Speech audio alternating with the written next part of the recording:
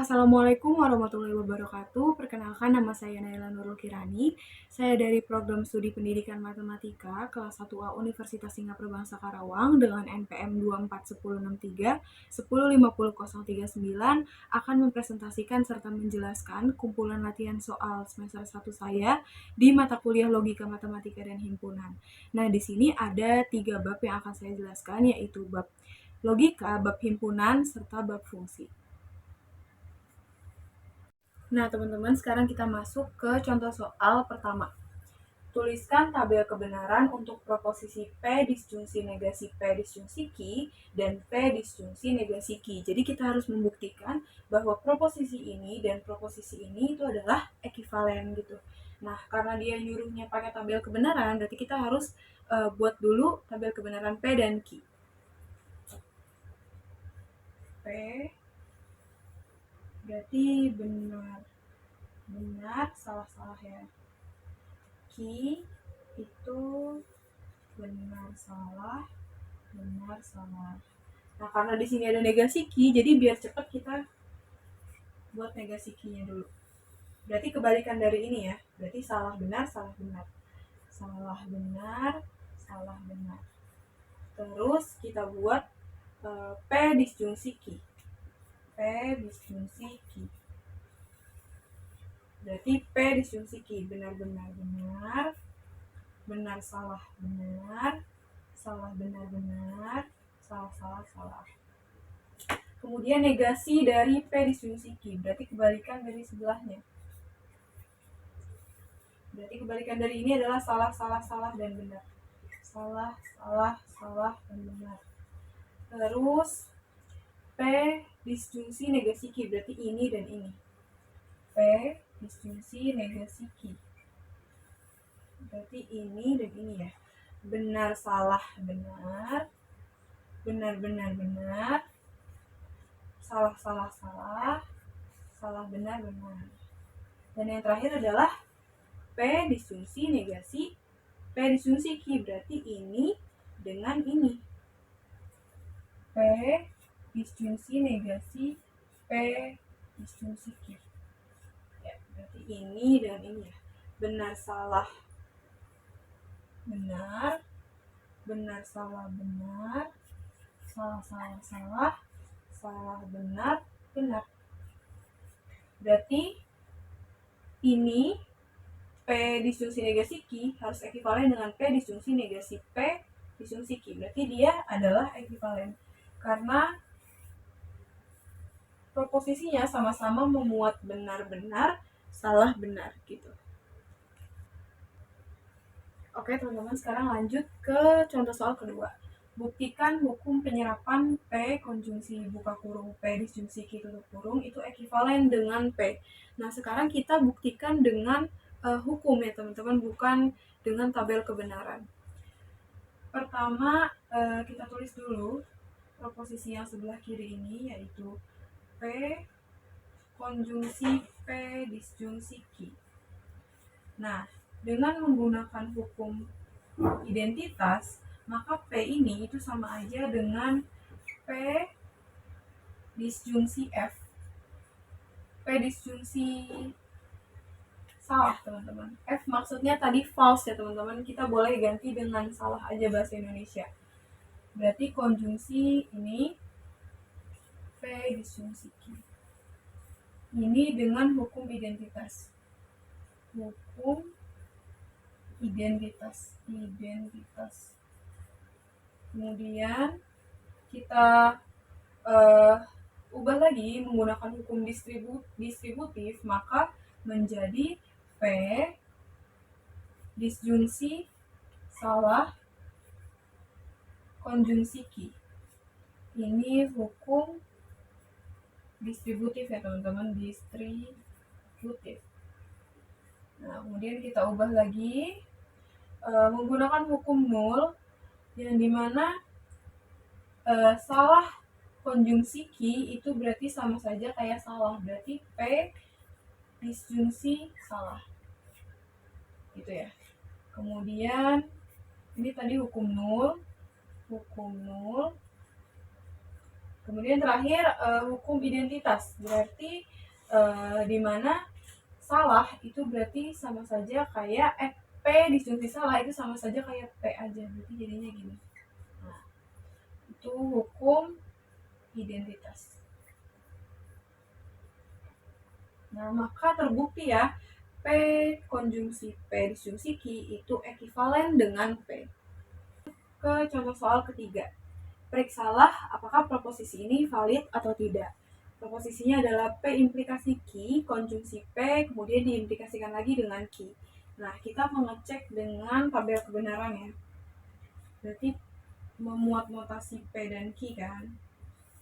P itu tadi benar, benar, salah, salah. Kalau Q itu benar, salah ya. Kemudian kita cek satu-satu. Pertama P implikasi Q dulu. Berarti memuat benar-benar benar, benar salah-salah, salah benar-benar, salah-salah benar. Benar. Nah, kemudian P implikasi Q konjungsi Q. Konjungsi P. Berarti ini dikonjungsikan dengan ini, benar-benar benar, salah benar, salah, benar salah, salah, benar salah, salah.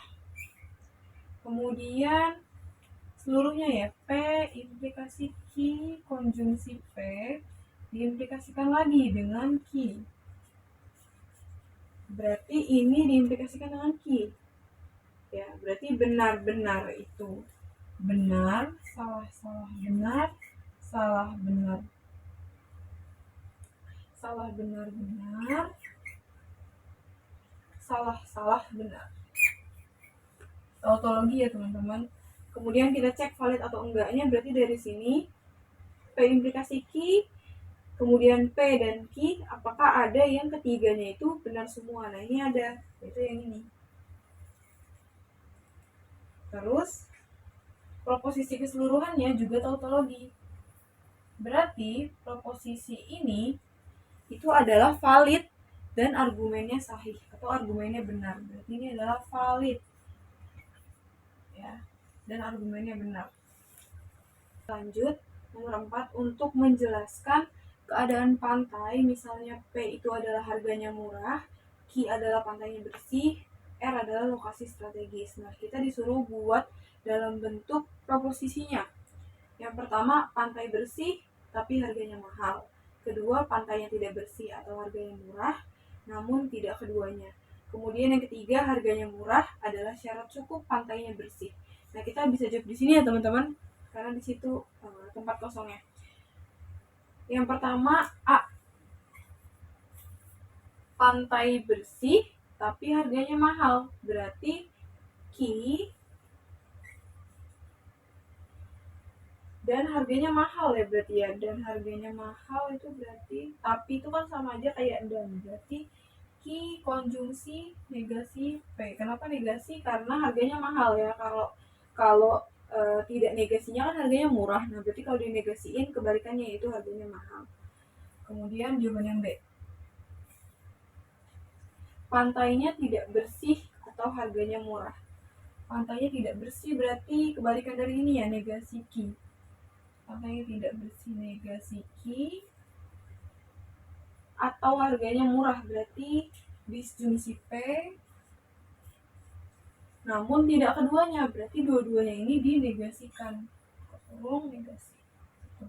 Kemudian yang C, harganya murah adalah syarat cukup pantainya bersih. Syarat cukup itu adalah implikasi ya teman-teman. Berarti harganya murah itu adalah P implikasi pantainya bersih Q. Nah, ini jawabannya.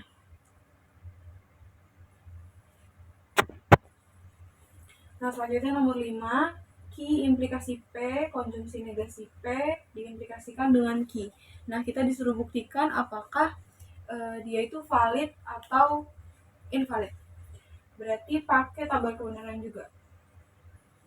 Karena notasinya ada dua, yaitu P dan Q, berarti kita buat tabel kebenaran P dan Q.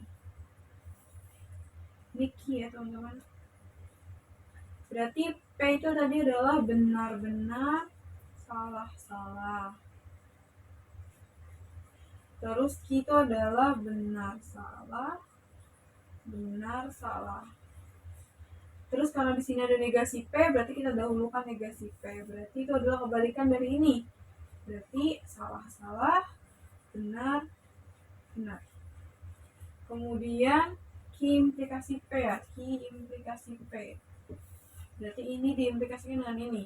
Benar-benar benar, salah benar-benar, benar salah-salah, salah-salah benar. Kemudian Q implikasi P dikonjungsi, mereka konjungsi dengan negasi P. Berarti ini konjungsi dengan ini. Benar salah salah, benar salah salah, benar salah salah, benar benar benar. Kemudian ini dikonjungsikan diimplikasikan dengan Q. Berarti Q implikasi P konjungsi negasi P diimplikasikan dengan Q. Berarti ini diimplikasikan dengan Q. Salah benar itu benar, salah salah benar, salah benar benar, benar salah salah. Nah, kita cek apakah valid atau tidak dengan cara kita perhatikan ini, dan ini. Apakah ada yang ketiganya notasinya itu benar? Ternyata tidak ada. Dan ininya pun tidak tautologi, berarti dia invalid dan argumennya juga salah.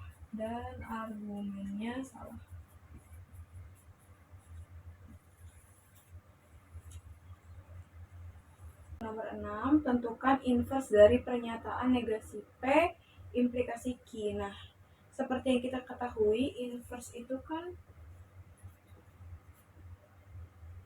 adalah negasi P implikasi negasi Q ya. Ini adalah inverse.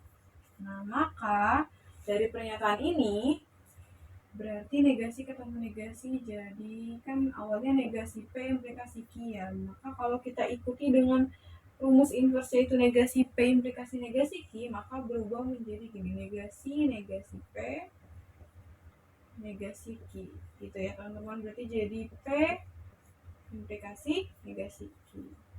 Nah, jawabannya adalah ini. Selanjutnya nomor 7, tentukan kardinalitas himpunan berikut ini. Jadi kardinalitas itu adalah berapa banyak jumlah anggota di himpunannya itu gitu ya. Yang A, ada himpunan A yaitu 1, 2, 3, 4. Maka kardinalitasnya bisa kita tulis NA atau jumlah anggota dari himpunan A itu ada 4 ya. Jadi 1, 2, 3, 4. Maka NA sama dengan 4. Kemudian yang B, 1, 2, 3, 4, 5. Berarti NB itu sama dengan 5. Kemudian yang C, himpunan C ada 3 yaitu merah, kuning, dan hijau. Maka NC sama dengan 3. Kemudian yang D, matematika. Ini ada beberapa huruf yang double ya teman-teman. Jadi kalau misalnya double, itu kita tulis hitungnya satu aja. Kayak misalnya ini, M dan M. Itu 1. T dan T itu 1. A itu 1. Berarti ini 1, 2, 3 ya, MAT. 4, 5, 6 ya teman-teman. Berarti ND itu sama dengan 6.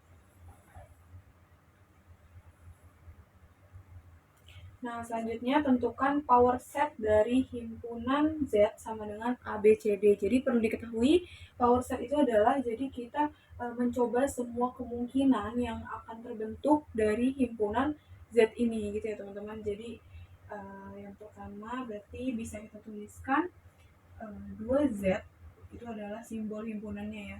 Simbol power setnya. 2Z sama dengan himpunan kosong dulu pertama harus ditulis, berarti A, B, C, D. Sudah pasti ya teman-teman. Kemudian berarti bisa dibentuk AB, AC, AD, AB, AC, AD. Kemudian kalau udah berarti sekarang yang 3, ABC, ABC, ABD, ABD, kemudian BCD ya, BCD, BCD, kemudian tadi yang 2 bisa BC, CD ya, BC, CD,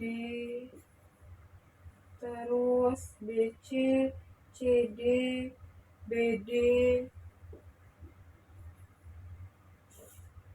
BD, terus BCD udah, oh ACD, ACD. Totalnya berapa nih? 1, 2, 3, 4, 5, 6, 7, 8, 9, 10, 11, 12, 13, 14. Berarti kurang BCD udah, CD udah belum, CD udah.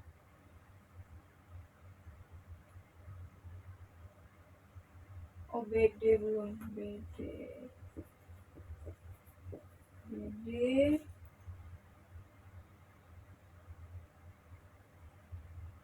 Oh keempat nih belum, ABCD terakhir. Ini lengkap, ini semua ada 16. 1, 2, 3, 4, 5, 6, 7, 8, 9, 10, 11, 12, 13. 16. Nah, maka power set dari ABCD itu adalah 16. Jadi gitu. Kalau power set teman-teman. Oh sorry, ternyata nggak kelihatan ya. Nah, tadi himpunannya ada 16, maka kita tulis power setnya adalah 16.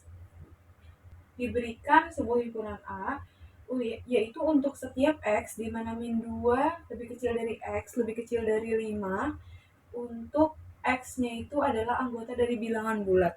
Kemudian himpunan B untuk setiap X di mana X lebih kecil sama dengan 4, di mana X adalah anggota bilangan real. Ini kita suruh mencari irisannya ya teman-teman. Irisan. Nah, irisan itu kan berarti yang ada di himpunan A juga ada di himpunan B. Berarti ini yang himpunan A bisa kita tuliskan min 2 lebih kecil dari X, lebih kecil dari 5. Berarti karena dia tidak ada sama dengannya, berarti himpunannya adalah min 1, 0, 1, 2, 3, 4. Bilangan bulat ya. Kalau ini bilangan real berarti 4, berarti gini, 4, 3, 2, 1, dan tak hingga ya teman-teman, karena dia bilangan real ke 4 ke bawah gitu.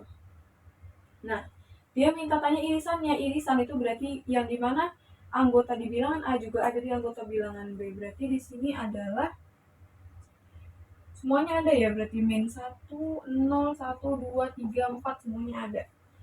Berarti irisannya A, irisan B itu sama dengan X untuk setiap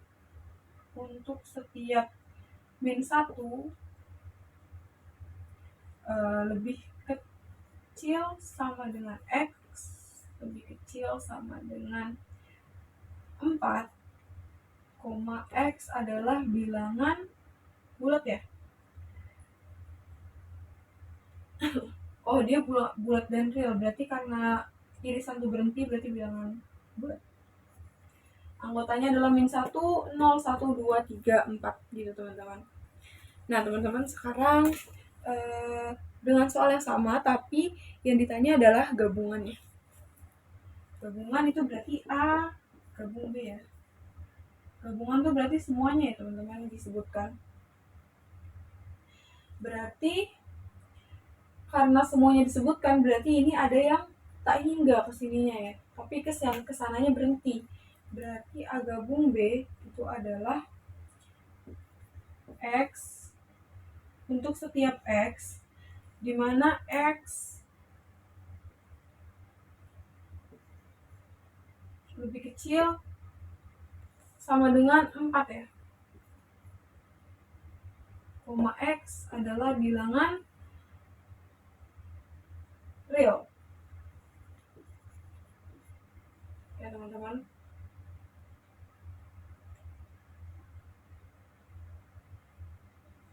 Karena dia memuat seluruhnya, yaitu gabungan. Karena dia mempunyai himpunan B itu bilangan real, maka berarti seluruh dari angka 4 ini ke tahingga minus tahingga itu akan menjadi anggota A gabung B gitu. Makanya berarti hasilnya adalah X lebih kecil sama dengan 4, seterusnya di bawah 4. Dengan X adalah anggota bilangan real, kecuali yang A-nya ini adalah bilangan real juga. Berarti kalau yang A-nya adalah bilangan real juga, berarti ini menjadi gini ya. Ini kalau ya guys, tapi jawabannya tetap yang ini. Ini kalau aja himpunan A-nya adalah bukan bulat tapi real. Berarti X, dimana X 5. Kenapa gitu? Karena kalau misalnya kita ada sama dengannya, itu berarti dia mulai dari 4. Nah, kalau yang tidak ada sama dengannya, berarti dia mulai dari bawahnya 5. Bawahnya 5 itu belum tentu 4. Masih ada 4,5, 4,8, 4,9, dan seterusnya gitu teman-teman. Jadi bilangan real itu semua per dan semua koma itu disebutkan. Bukan bilangan bulatnya aja seperti 1, 2, 3, 4, 5 gitu. Oke, next ke soal selanjutnya. Nomor 11. Misalkan himpunan A anggotanya adalah 1,2,3 dan himpunan B anggotanya adalah 2, 3, 4, 5, 6, dan 7. Kemudian yang ditanyakan adalah A min B, A beda sangkup B, dan A dikali B. Nah, A min B itu berarti kan sama aja kayak himpunan A yang tidak ada di himpunan B gitu. Jadi kita sebutkan yang di himpunan A aja, yang dia itu tidak ada di himpunan B. Berarti 1 ya, karena 2 dan 3 ini ada di himpunan B. Jadi kita sebutkan yang hanya ada di himpunan A aja. Maka jawaban yang A itu adalah 1. Kemudian yang B. A beda sangkup B itu rumusnya adalah A gabung B dikurang sama A irisan B ya. Nah, A gabung B itu berarti adalah 1, 2, 3, 4, 5, 6, 7. Ya kan, berarti 1, 2, 3, 4, 5, 6, 7 dikurang sama A iris B. A iris B berarti yang ada di A dan yang ada di B, berarti 2 dan 3.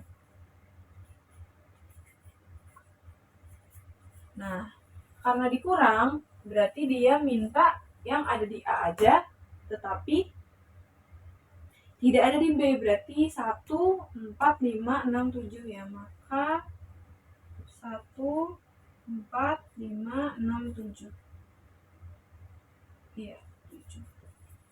Nah, ini adalah A beda sangkup B, yaitu 1, 4, 5, 6, 7. Nah, sekarang A kali B ya teman-teman. Ini harus kita hapus dulu karena A kali B itu lumayan banyak. A kali B itu berarti kita kalikan satu-satu teman-teman, himpunan A dan himpunan B, setiap anggotanya ya. Misal berarti kita fokus ke 1 dulu, berarti 1 dikali 2, 1 kali 3, 1 kali 4, 1 kali 5, dan seterusnya.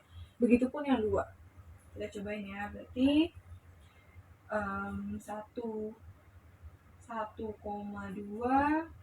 1,3, 1,4, 1,5.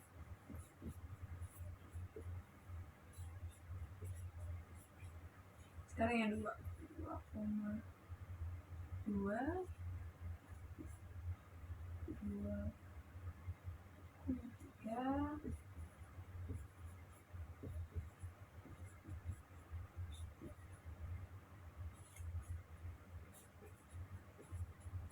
Nah, sekarang yang 3. 3,2, 3,3.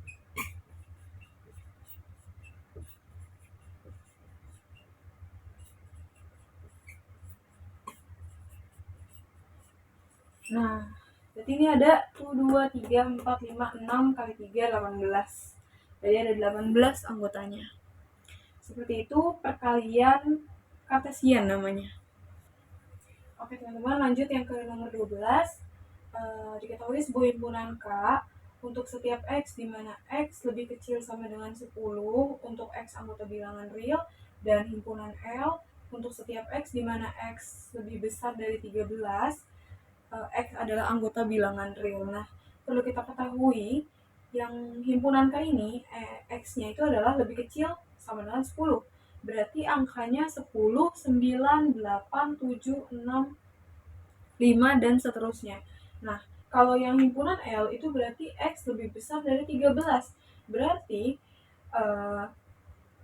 himpunan anggotanya adalah 14, 15, 16, 17, dan seterusnya. Nah, yang ditanya yang pertama adalah K digabung L. Nah, seperti yang tadi sudah saya sebut anggota-anggotanya, kalau ini adalah di bawahnya 10 dan ini adalah di atasnya di atasnya 13, maka gabungannya itu tidak ada ya teman-teman. Maka gabungannya itu bisa kita tulis secara memisah. Berarti begini. Untuk setiap X, di mana X-nya itu adalah lebih kecil sama dengan 10 dan X-nya juga lebih besar 13. Sorry, bukan gak ada guys, tapi kita tulis berpisah gitu. Untuk X adalah anggota bilangan real.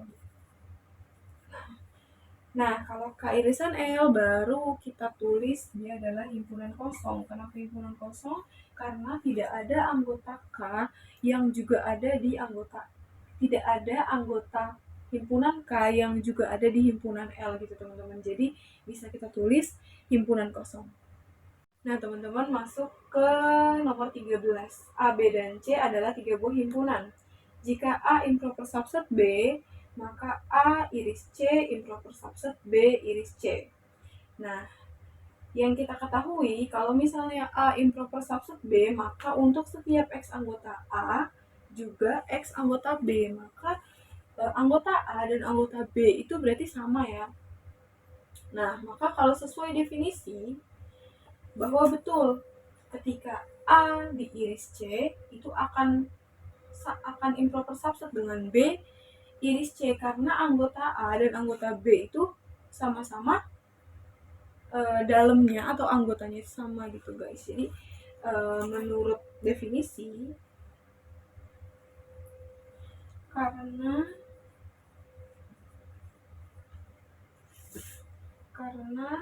ketika keduanya diiris oleh C, ketika keduanya diiris oleh C, jika keduanya diiris oleh C, karena anggota A dan anggota B sama, anggota A dan B sama,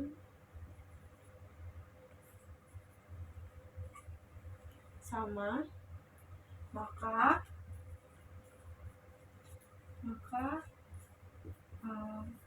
C, B, C akan sama juga. Jadi terbukti oleh definisi. Selanjutnya nomor 14, di sini diketahui diagram Venn ya. Semestanya adalah 1, 2, 3, 4, 5, 6, 0, 1, 2, 3, 4, 5, 6. Nah, di sini ada sebuah lingkaran A. Nah, yang ditanya adalah A komplement, artinya adalah anggota yang tidak ada di himpunan A gitu. Jadi selain himpunan A, berarti kan himpunan A itu adalah 0, 2, dan 4 ya. Maka A komplementnya adalah selain 0, 2, dan 4. Maka ada 1, 3, 5, 6. Gitu teman-teman.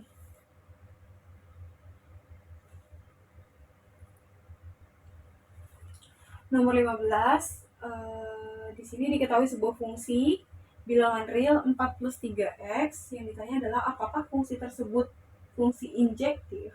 Nah, fungsi injektif itu kan hasil akhirnya nanti harus x1 sama dengan x2 ya. Ini adalah hasil akhir yang kita mau. Berarti kita coba masukkan fungsinya, yaitu 4 plus 3x1 sama dengan 4 plus 3x2. Kedua ruasnya kita kurang 4 ya berarti. Berarti 4 kurang 4, 0. Maka sisa 3x1 sama dengan 4 dikurang 4 juga. Jadi kita kasih tanda deh dikurang 4. Berarti 3x kuadrat. Nah, kemudian kedua ruasnya dibagi 3. Dibagi 3. Maka sisanya adalah x1 sama dengan x2. Maka terbukti fungsi 4 plus 3x adalah injektif. Oke, masuk ke contoh soal 16. Bilangan real dengan fungsi x kuadrat plus 3, apakah fungsi tersebut injektif? Sama seperti tadi, kita harus menemukan hasil akhir x1 sama dengan x2. Maka x1 kuadrat plus 3 sama dengan x2 kuadrat plus 3. Ini sama-sama dikurang 3, maka sisanya adalah x1 kuadrat sama dengan x2 kuadrat. Terus x2 kuadratnya pindah ke sebelah kiri, maka x1 kuadrat dikurang x2 kuadrat sama dengan 0. Nah, kemudian ini kan bisa dijabarkan lagi ya, berarti menjadi x1 min x2 dikali x1 plus x2 sama dengan 0. Nah, kemudian yang ini masing-masingnya kita sama dengan 0-in. Berarti jadinya x1 sebelah sini dulu ya. Saya fokus ke sebelah sini, berarti x1 min x2 sama dengan 0, maka x1 sama dengan x2. Yang ini memenuhi. Tetapi kita coba yang ini. Berarti x1 plus x2 sama dengan 0. Maka x1 sama dengan min x2. Yang ini tidak memenuhi. Maka karena ada salah satu yang tidak memenuhi, ada salah satu ruas yang tidak memenuhi, maka ini tidak bisa dibilang injektif. Ini adalah bukan injektif. Gitu teman-teman. Oke teman-teman, lanjut. Sekarang kita mengecek apakah fungsi tersebut surjektif. Nah, diketahui fungsinya adalah fx sama dengan 2x plus 3. Fx itu kan sama aja kayak y ya teman-teman. Berarti y sama dengan 2x plus 3. Nah, pertama-tama kita cari dulu x-nya dengan pindah ruas gitu. Pindah ruas jadi y-nya tetap ada. Berarti jadinya y min 3 sama dengan 2x. Maka x sama dengan y min 3 per 2 ya. Y min 3 per 2. Ini adalah x. Nah, kemudian kita ambil sebarang y. Yang penting bilangan bilangan bulat teman-teman. Bilangan bulat. Kita ambil sebarang y. Ini tadi kan cara pertama ya. Kemudian cara keduanya ambil sebarang y. Kita ambil y-nya contoh 5 ya. Berarti jadinya maka kan x sama dengan 5 min 3 per 2 ya. Maka x sama dengan berapa? 5 kurang 3, 2 per 2, 1. Maka x sama dengan 1. Nah, sekarang kita coba dengan fungsi awal, yaitu fx sama dengan 2x plus 3 atau y sama dengan 2x plus 3. Apakah hasil y-nya itu akan 5 ketika x-nya kita masukkan menjadi 1. Yaitu cara ketiga ya. Kita pakai ini, y sama dengan 2x plus 3. Tadi kan kita udah dapat x-nya itu 1 ketika y-nya 5. Nah, apakah ketika kita cek menggunakan x-nya 1, apakah hasilnya 5? 2 tambah 3 yaitu 5. Maka terbukti fx sama dengan 2x plus 3 itu adalah surjektif. Surjektif.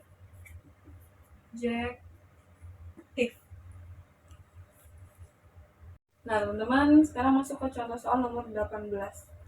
Jika 7n plus 9 adalah bilangan genap untuk n adalah anggota bilangan bulat positif, maka n adalah bilangan ganjil. Nah, terus kita tulis dulu diketahuinya. P-nya itu adalah 7n plus 9 bilangan genap, dan Q-nya itu adalah n adalah bilangan ganjil. Nah, terus ini adalah negasi P dan negasi Q-nya itu adalah kebalikan dari ini. Berarti 7n plus 9 adalah bilangan ganjil, dan n adalah bilangan genap. Nah, terus kita menyelesaikannya dengan kontraposisi, jadi kita balik. Maka katanya kan N itu adalah bilangan ganjil ya awalnya di soal. Nah, kita pakai kontraposisi, maka kita pakai yang negasi Q, yaitu N adalah bilangan genap. Maka misal ya, N adalah bilangan genap itu bentuknya 2X ya. Kenapa 2X? Karena angka apapun yang kalau dikali 2 itu hasilnya akan menjadi bilangan genap. Untuk X anggota bilangan bulat positif. Akan dibuktikan 7N plus 9 adalah ganjil. Nah, kita pakai yang negasi P. Pokoknya kita kontraposisiin ya. Yang tadinya PQ menjadi negasi Q dan negasi P. Akan dibuktikan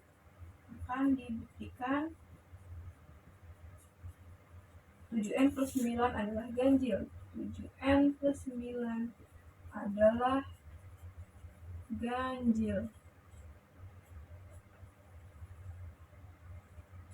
Maka kita hapus dulu ya soalnya biar bisa. Nah, sampai sini kita hapus untuk menjawab yang bawah karena nggak muat. Maka bisa kita tuliskan negasi P sama dengan 7N plus 9. Sama dengan 7N-nya tadi kan diganti ya, sama 2X. 9. Ntar hasilnya berarti harus sebuah ganjil guys. Berarti 7 kali 2X, 14X plus 9. Bentuknya ganjil itu kan 2X plus 1 ya. Berarti kita harus membuat sebuah bentuk yang nanti hasil akhirnya adalah 2X plus 1. Maka ini gini 2 7X plus 4 ya. Ini plus 1. Ya, 2X-nya adalah ini plus 1. Maka ini terbukti. Kita bilangan ganjil. Maka ini adalah yang dinamakan pembuktian secara tidak langsung. Ya teman-teman, lanjut nomor 19. Buktikan bahwa PN sama dengan 1 plus 3 plus 5 plus 7 plus titik plus 2N-1 sama dengan N kuadrat dengan N adalah anggota bilangan bulat positif. Nah, pertama-tama kita mengambil langkah basis. Kita ambil N sama dengan 1 karena ini adalah yang paling kecil ya. Maka ketika P kita N-nya ambil 1 sama dengan 2 dikali 1 kurang 1 sama dengan 1 kuadrat gitu ya. Berarti 2 kali 1 2 dikurang 1 1. Maka sama dengan 1 kuadrat 1. Maka ini terbukti. Kalau sudah terbukti sama 1 dengan 1 sama dengan 1, maka bisa kita lanjut ke langkah kedua, yaitu langkah induksi. Jadi N-nya, N di sini akan kita ubah menjadi K, teman-teman. N diubah jadi K. N sama dengan K.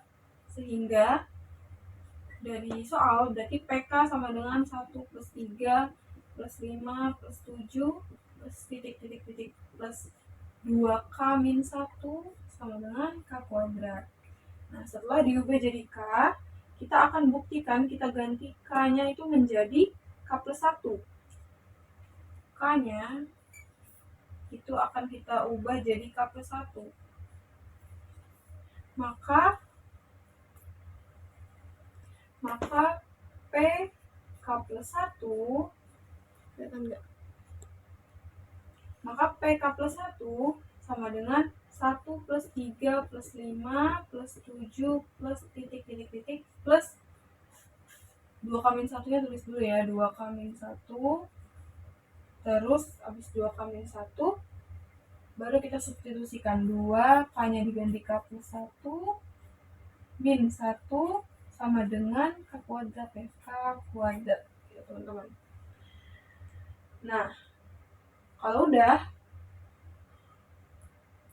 enggak, kita sampai sini aja karena enggak muat, ini masih ada lanjutan. Berarti di sini aja sama dengan, nah ini kan sama dengan N kuadrat ya, udah kita ubah jadi K kuadrat. Nah, dari sini sampai sini berhenti itu adalah K kuadrat ya, berarti sama aja kayak dari sini nih sampai sini itu sama aja kayak K kuadrat kan. Nah, berarti bisa kita tuliskan dari sini nih sampai sini itu adalah K kuadrat guys, K kuadrat. Nah ini kita kalikan dulu, 2 kali K 2K, 2 kali 1 plus 2, 2 kali min 1 min 2. Berarti ini habis, maka hasilnya adalah, oh bukan, min 1. 2 kali 1, 2 dikurang 1 ya, berarti 1. Berarti hasilnya adalah K kuadrat plus 2K plus 1 ya. Nah ini akan kita buktikan dengan cara langsung disubstitusikan. Dari PK plus 1 sama dengan K kuadrat, apakah hasilnya sama seperti ini juga. Kita buktikan di sini deh. Ketika PK plus 1 sama dengan K kuadrat, apakah hasilnya langsung seperti ini? Maka berarti K plus 1 kuadrat deh, K plus 1 kuadrat. Maka sama dengan K kuadrat plus 2K plus 1. Terbukti sama. Maka ini yang disebut pembuktian secara langsung atau induksi matematis. Lanjut kita ke soal terakhir, yaitu nomor 20. Nah, sekarang persamaan langsungnya. Kalau tidak langsung tadi pakai kontraposisi, sekarang langsung pakai yang tidak kontraposisi, berarti P implikasi Q saja. Berarti jika N adalah bilangan bulat ganjil positif, maka N kuadrat adalah bilangan bulat ganjil positif. Maka bilangan bulat ganjil positif itu adalah N sama dengan apa? 2X plus 1. Kalau tadi kan genap itu 2X, nah kalau ganjil itu 2X plus 1. Untuk X-nya adalah bilangan bulat positif ya. Bilangan bulat ganjil positif. Nah, terus yang ditanya adalah apakah N kuadrat itu ganjil? Apakah N kuadrat itu ganjil?